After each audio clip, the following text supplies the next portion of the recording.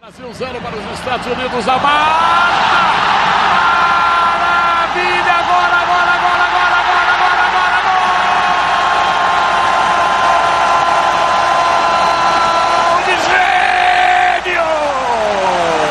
Le jour où Martha a détruit les États-Unis. Pour vous raconter cette histoire, je vais découper cette vidéo en 3 parties. Dans un premier temps, je vais vous montrer les images du fameux match où Martha a marqué l'histoire. Il s'agit de la demi-finale de la Coupe du Monde 2007 entre les États-Unis et le Brésil. Pour l'anecdote, sachez qu'avant cette rencontre, les Américaines restaient sur une série de 51 matchs sans défaite.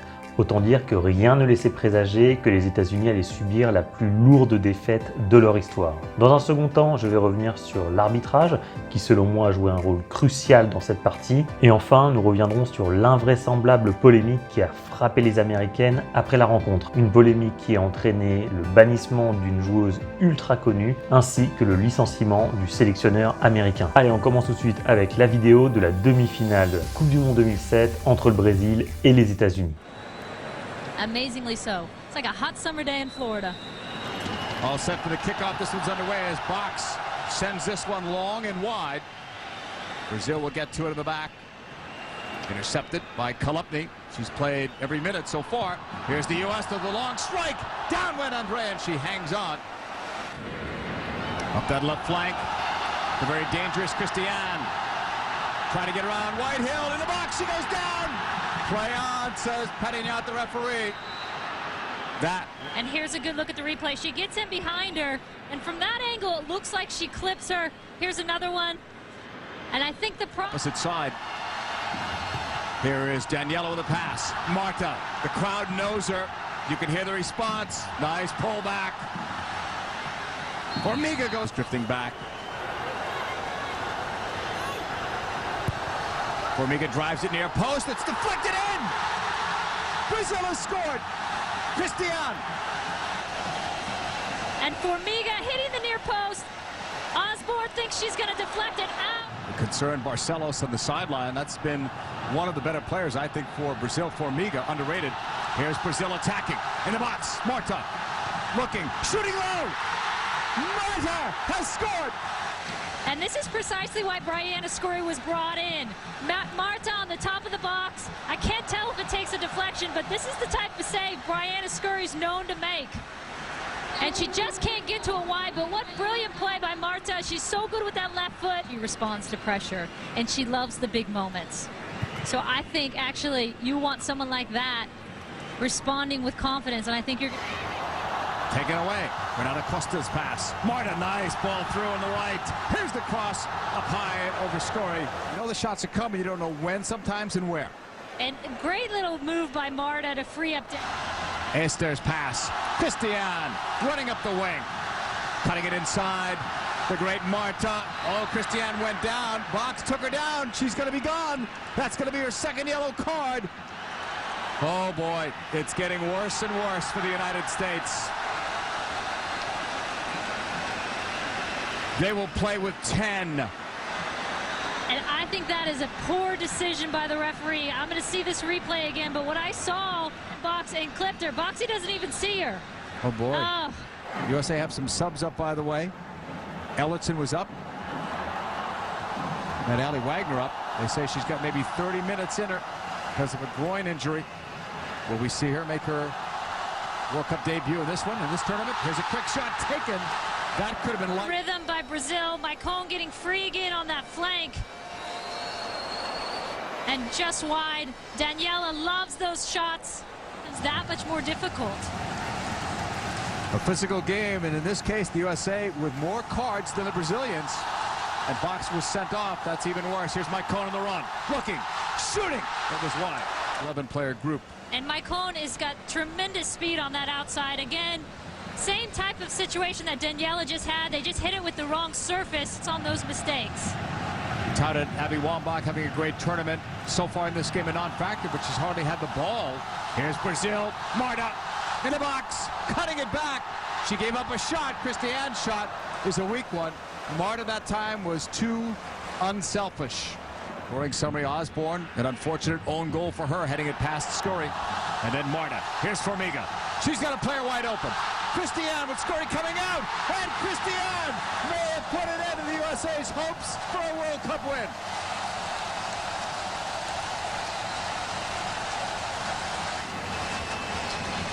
And you're going to see Formiga on the flank. Beautiful ball in, sees Christian wide open. And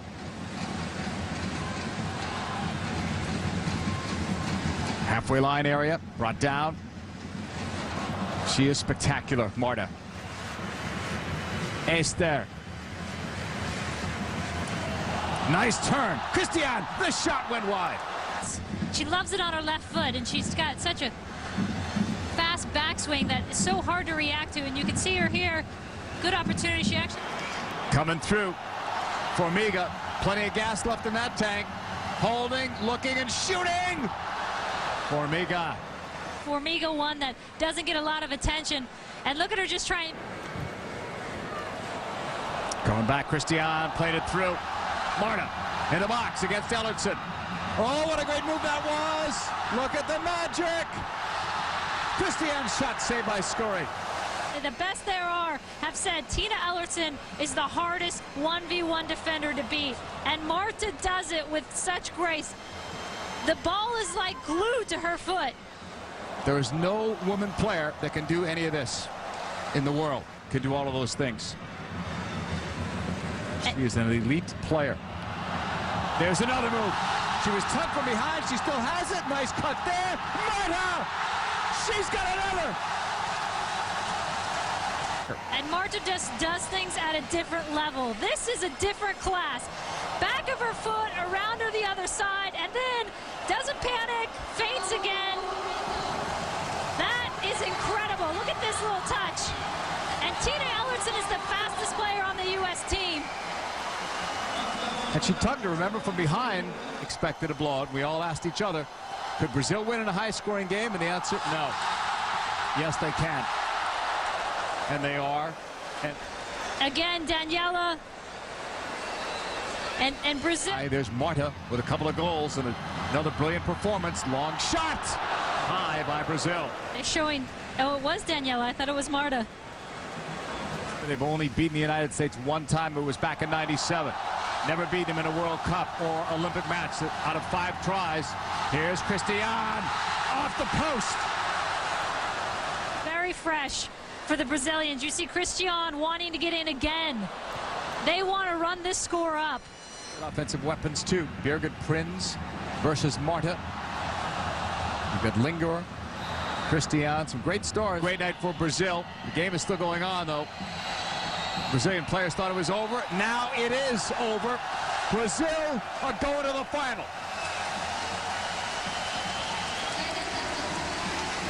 Voilà, comme nous venons de le voir ensemble, le Brésil a largement dominé la rencontre. Toutefois, nous devons revenir un instant sur l'arbitrage de la rencontre. C'est Nicole Pettigna, celle qui avait arbitré la finale controversée de la Coupe du Monde 1999, qui avait été désignée pour arbitrer la demi-finale Brésil-États-Unis. Comme vous l'avez vu sur les images, la Suissesse a expulsé l'américaine Shannon Box juste avant la mi-temps. À ce moment-là de la partie, le score n'était que de 1-0. Et comme vous le voyez sur les images, le carton rouge est extrêmement sévère. En 2014, j'avais interviewé Nicole Pettigna et je l'avais interrogée à propos de sa décision d'exclure Shannon Box justement. Et voici ce qu'elle m'avait répondu à l'époque. Je regrette totalement ma décision. Je suis passé complètement à côté de mon match, j'ai expulsé une joueuse qui ne le méritait pas et je le regrette. J'étais fatigué et je n'aurais jamais dû accepter d'arbitrer la rencontre. Autre décision litigieuse, la faute de main de la brésilienne Formiga non sanctionnée par l'arbitre à la 60e minute de jeu. Donnez-moi votre avis en commentaire, mais je pense que cette faute méritait un penalty. Parlons à présent de la polémique qui a touché les Américaines après la demi-finale. Lors des 4 premiers matchs du tournoi,